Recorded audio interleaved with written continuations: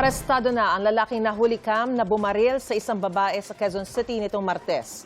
Tumanggi siya magbigay ng pahayag. May unang balita si James Agustin.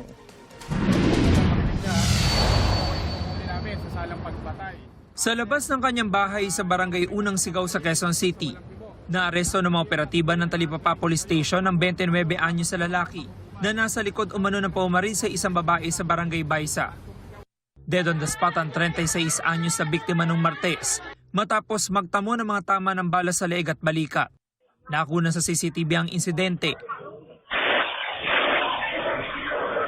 Ang sospek ng agaw pa ng motorsiklo ng isang rider para makatakas.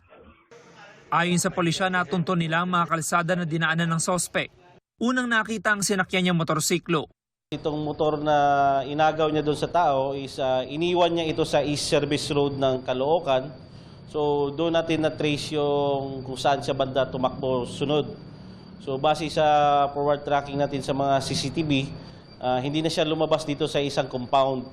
Eventually, na-identify ito ng confidential informant natin at saka natukoy itong bahay.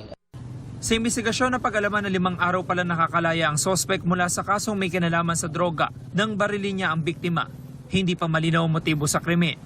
Pinagbantaan siya allegedly na papatayin yung pamilya niya pag hindi niya gawin itong pagpatay sa babae.